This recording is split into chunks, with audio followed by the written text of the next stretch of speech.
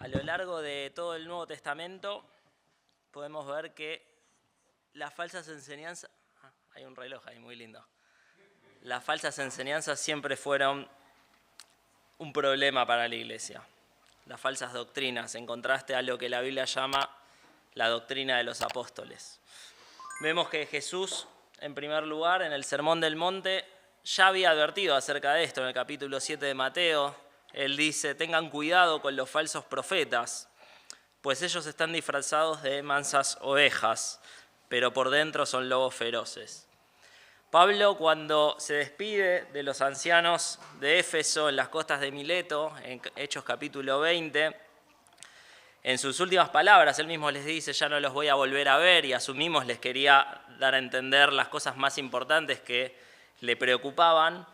Lo que él les dice, retomando las palabras y la analogía de Jesús, es: yo sé que después de mi partida entrarán en medio de vosotros lobos rapaces que no perdonarán al rebaño, y de vosotros mismos se levantarán hombres que hablen cosas perversas para arrastrar tras sí a los discípulos. Acto seguido, Pablo les dice, acuérdense entonces de todo lo que les enseñé, que durante los 3 años que estuve con ustedes no rehusé compartirles todo el consejo de Dios.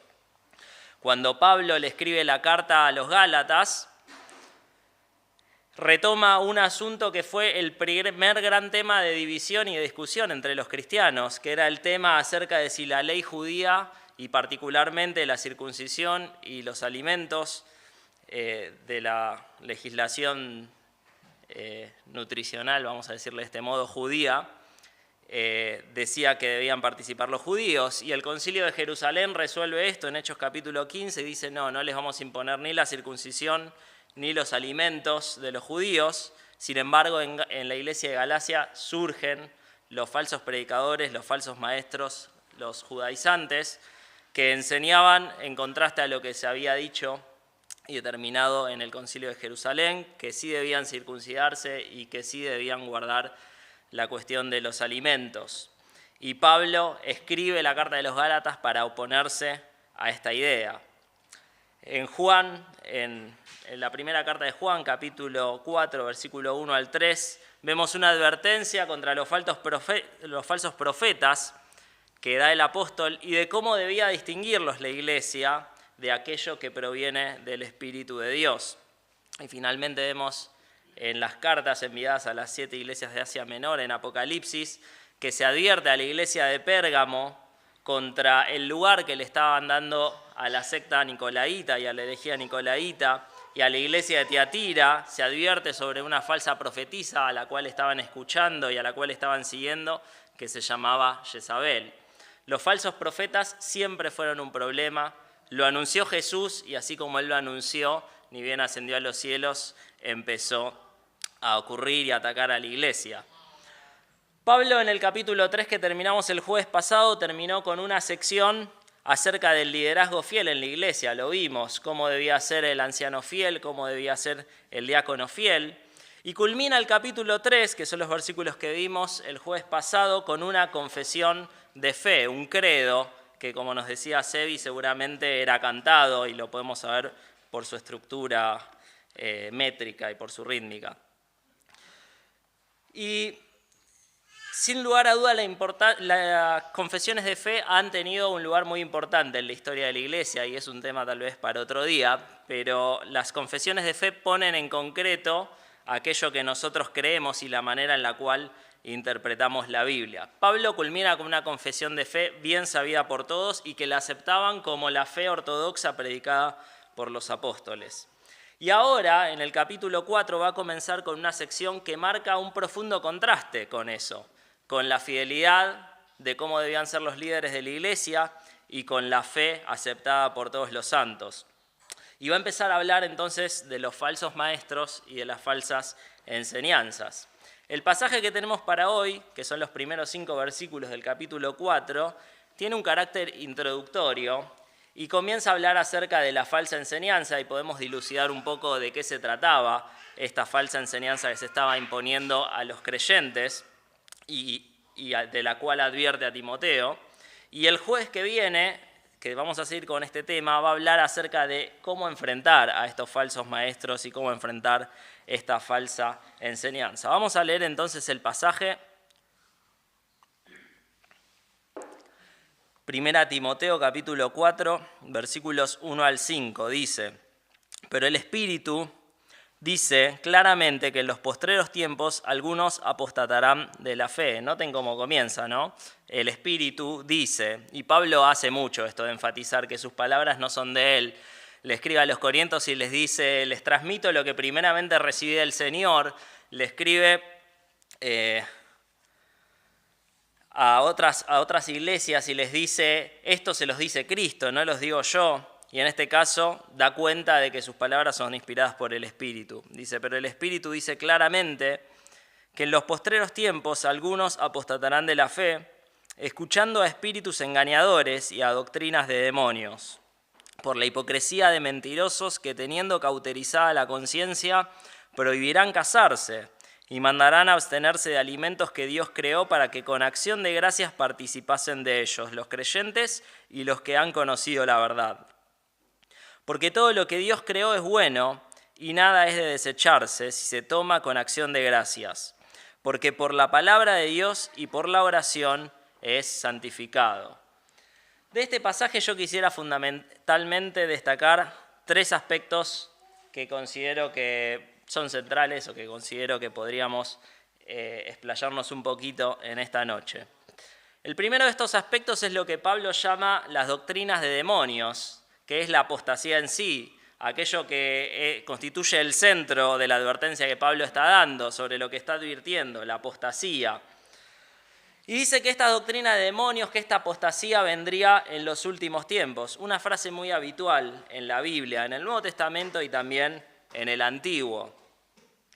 Dice que los últimos tiempos estarían caracterizados por la apostasía y podemos preguntarnos, ¿qué son los últimos tiempos? Están por venir, ya vinieron, estamos en ellos. Los últimos tiempos es una expresión bastante habitual, como les decía, en el imaginario hebreo. Se usa bastantes veces en el Antiguo Testamento para referirse a los tiempos mesiánicos, es decir, cuando el Mesías vendría y finalmente inauguraría lo que la Biblia llama el escatón, las últimas cosas, los últimos tiempos. Se refiere, por lo tanto, al tiempo actual, porque el Mesías ya vino. Estamos en los últimos tiempos, desde el mismo momento en que Jesús vino a este mundo. Y de eso dan cuenta las enseñanzas del Nuevo Testamento. Juan dice en su primera carta, capítulo 2, versículo 18, hijitos, ya es el último tiempo. No es algo que esperamos, ya es el último tiempo. Y según vosotros oísteis que el anticristo viene, así ahora han surgido muchos anticristos, es decir, personas que se oponen a las enseñanzas de Jesús, personas que se oponen a Dios, personas que se oponen a Cristo. Por esto conocemos que es el último tiempo. Lo que dice Juan es, ya vinieron muchas personas que se oponen a Cristo, es decir, anticristos, y podríamos relacionarlas con estos falsos maestros, personas que dan la espalda a las enseñanzas de Dios, a las enseñanzas de Cristo y le rechazan, y que son, por lo tanto, del diablo, porque lo que no es de Dios es del diablo. En 1 Pedro capítulo 1, versículo 20, leemos que Cristo fue manifestado en los postreros tiempos por amor de vosotros.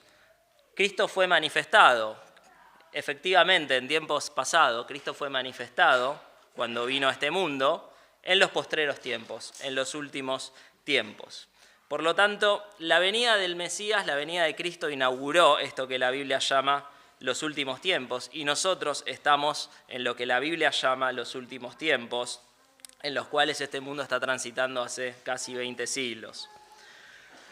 Ahora, hablábamos de doctrinas de demonios y de que el tema central que refuta Pablo acá es lo que él llama la apostasía, y la apostasía consiste en la negación o el rechazo al señorío de Cristo, aquello que hacen lo que Juan llamó los anticristos. Satanás, indudablemente, es quien está detrás de la apostasía.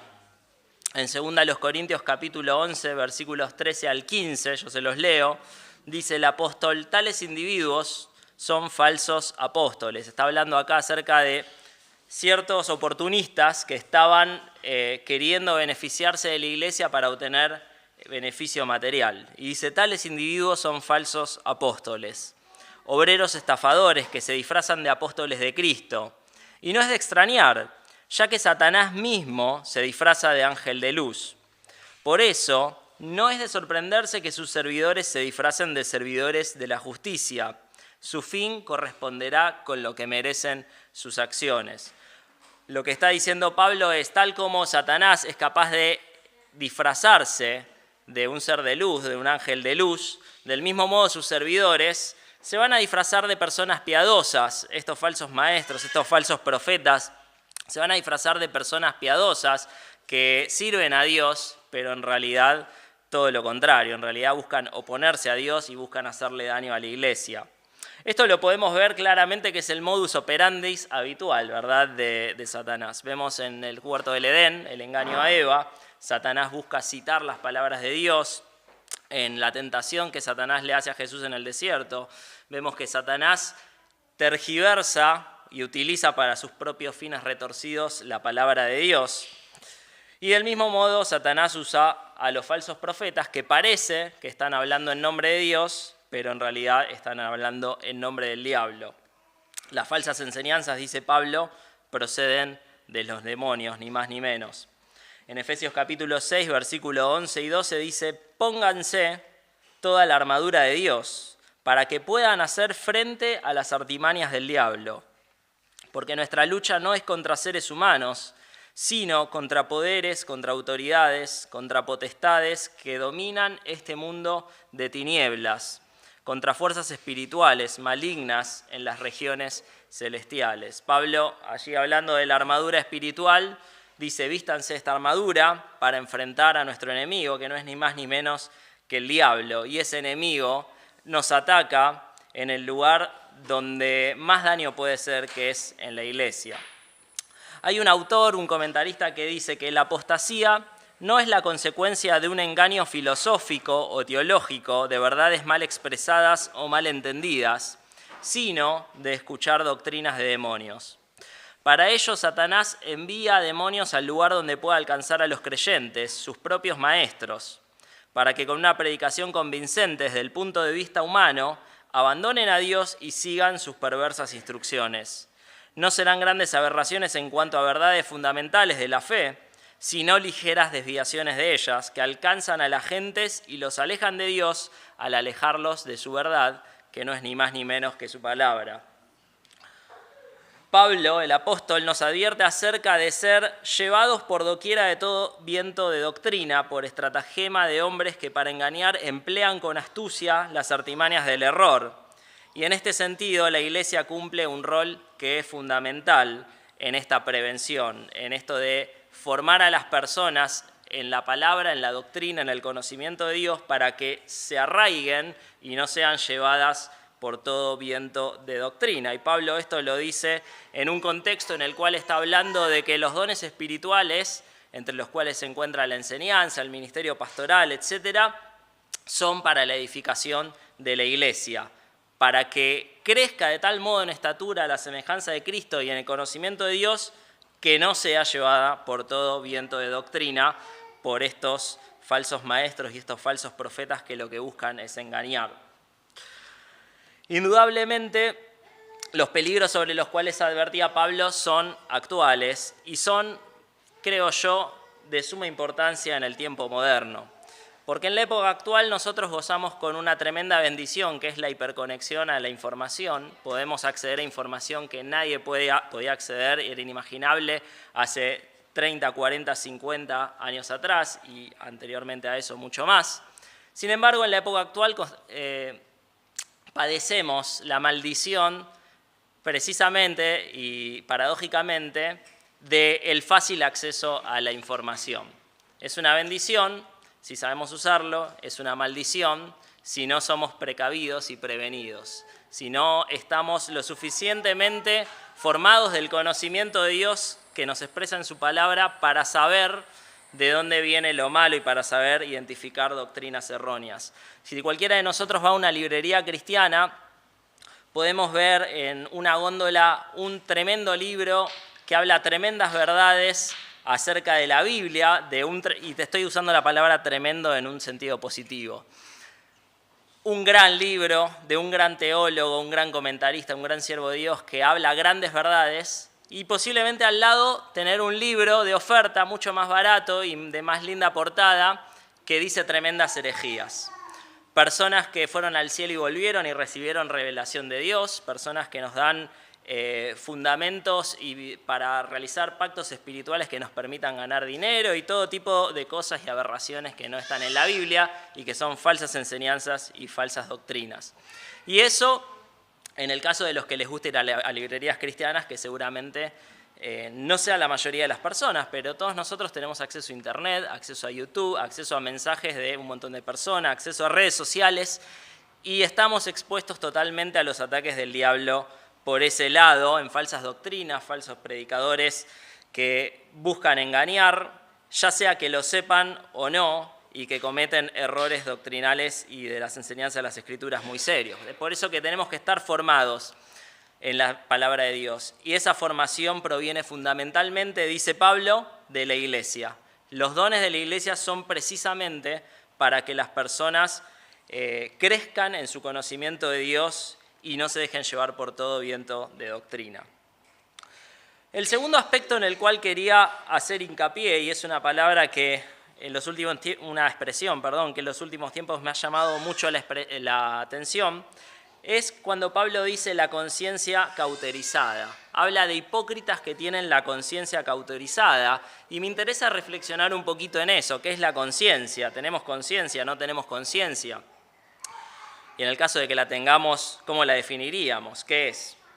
Y lo cierto es que la respuesta a esa pregunta es sí, tenemos una conciencia. La Biblia usa esa palabra constantemente y deducimos de lo que enseña la Biblia que Dios implantó en nosotros, en los seres humanos, todos seres humanos caídos y regenerados, una conciencia moral.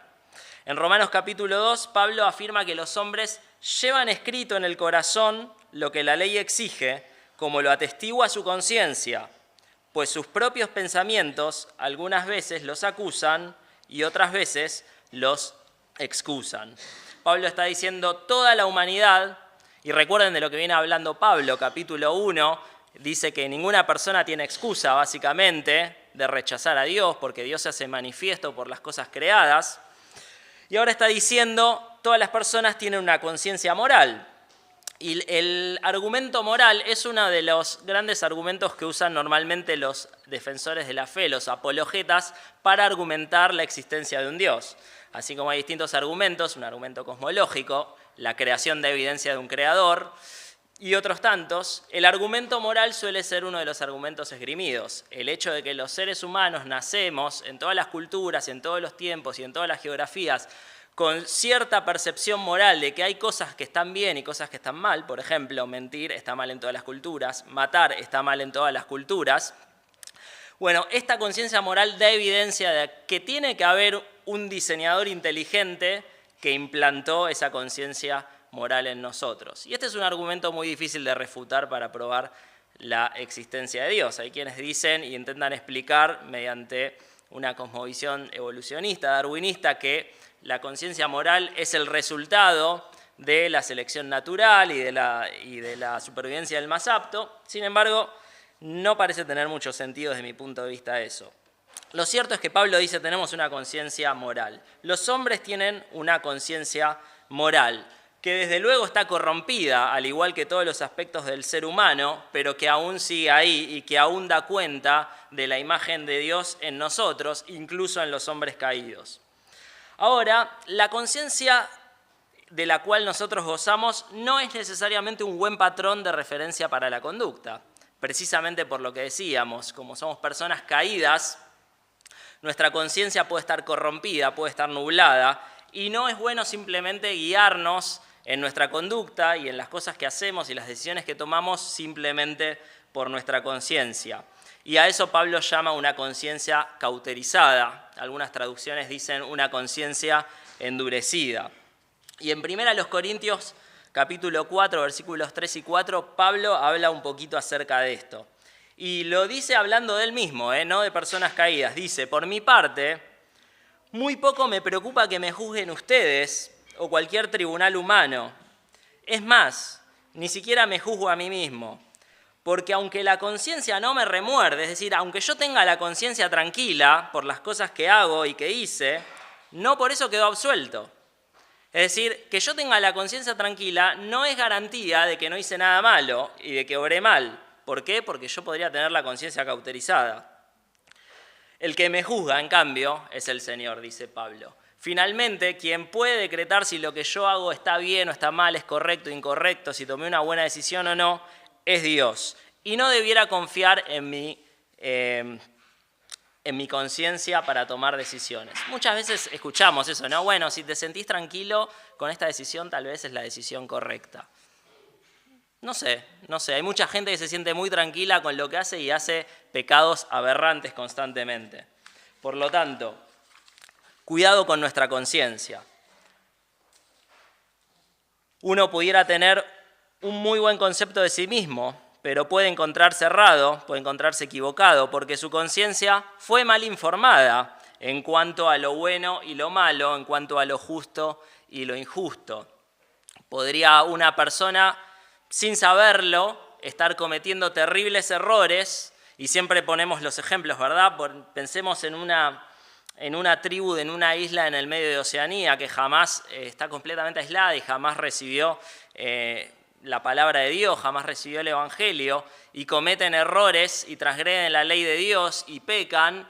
No es menos pecado porque su conciencia no les diga que están haciendo algo malo, simplemente tienen la conciencia cauterizada.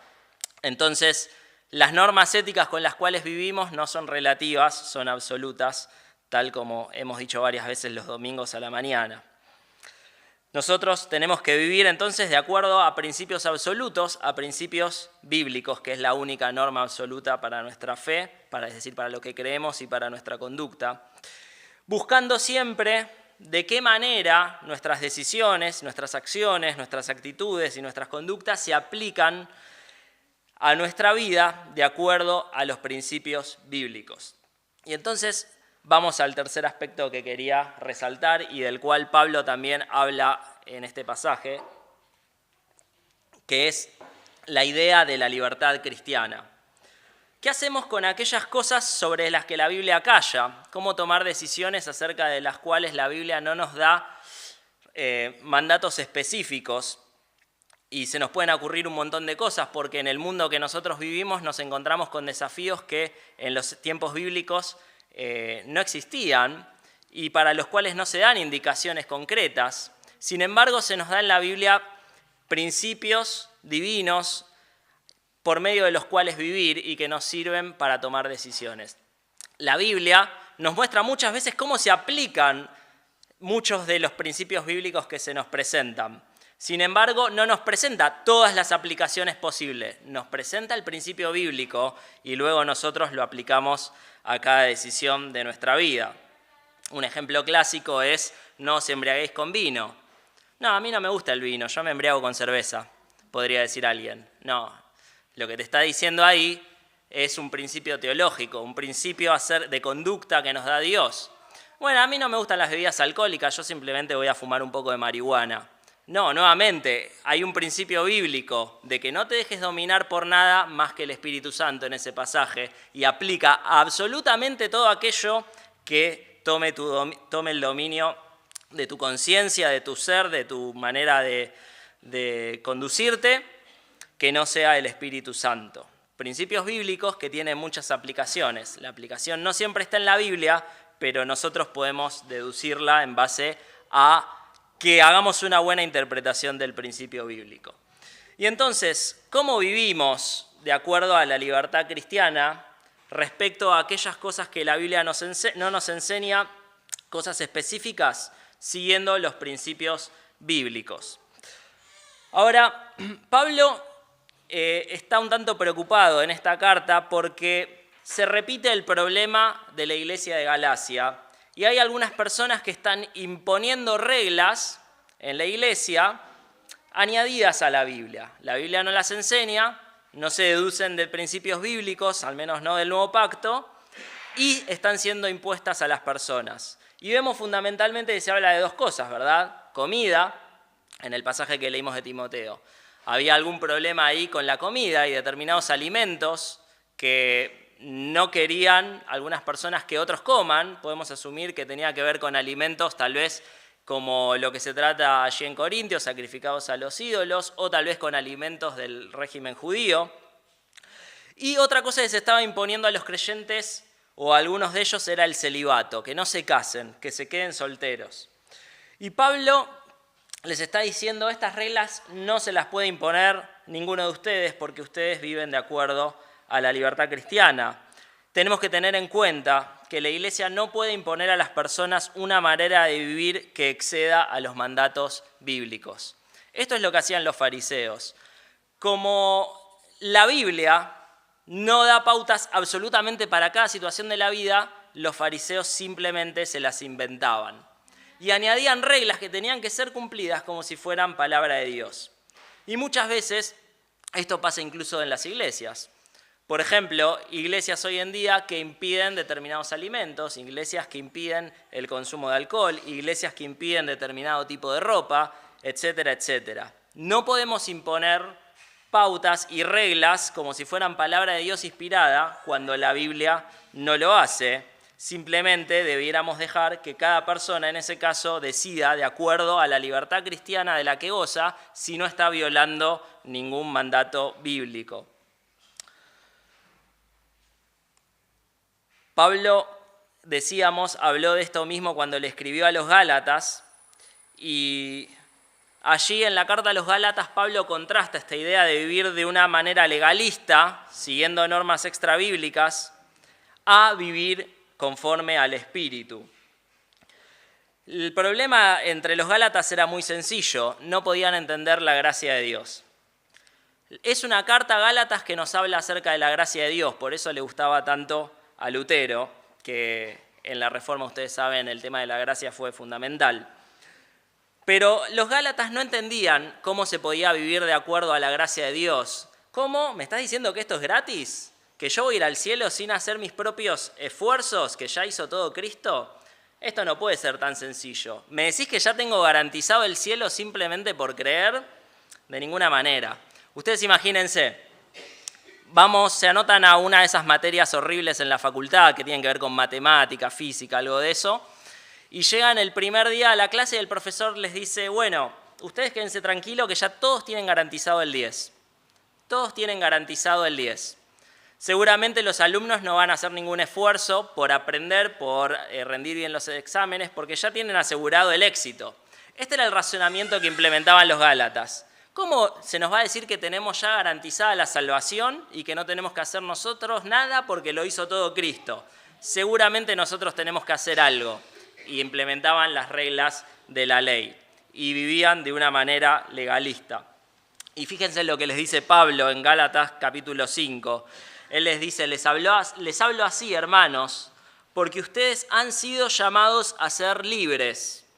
Así que les digo, vivan por el Espíritu y no sigan los deseos de la carne, a los cuales Pablo vincula con las obras de la ley. Lo que les está diciendo Pablo fundamentalmente, y lo deja claro de manera muy explícita, es que ellos tienen que vivir conforme al Espíritu, andando al Espíritu, que la gracia no significaba vivir de cualquier manera, sino que aquel que anda en el Espíritu vive una vida que agrada a Dios y que toma decisiones sabias simplemente por el hecho de estar en el Espíritu. ¿Y quién es aquel que vive en el Espíritu? Aquel que vive en el Espíritu es aquel que se somete a la palabra de Dios inspirada por el Espíritu. Aquel que vive su vida de acuerdo a lo que la Biblia enseña es aquel que anda en el Espíritu y aquel que es libre. Si alguien anda en el Espíritu Santo, entonces, escuché una vez decir a John MacArthur, que haga lo que quiera. Si anda de acuerdo al Espíritu, que haga lo que quiera. ¿Quiere decir que me puedo casar con un inconverso? No, si andás en el Espíritu seguramente no vas a querer casarte con un inconverso. ¿Quiere decir que puedo emborracharme? No, si andás en el Espíritu seguramente no vas a poder emborracharte. ¿Y qué es andar en el Espíritu? Es obedecer la palabra de Dios. Algunas conclusiones, entonces, respecto a todo lo que estuvimos hablando.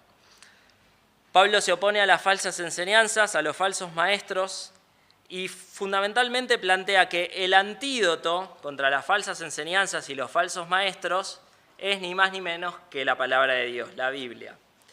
Pablo le dice a Timoteo que la manera de informar nuestra conciencia de educar nuestra conciencia, instruir nuestra conciencia para vivir una vida de acuerdo a la voluntad de Dios, es mediante el conocimiento de la palabra. Pablo le dice a Timoteo que la solución frente a una conciencia cauterizada, endurecida, es la palabra. La palabra tiene la potestad de ablandar esa conciencia corrompida por el pecado.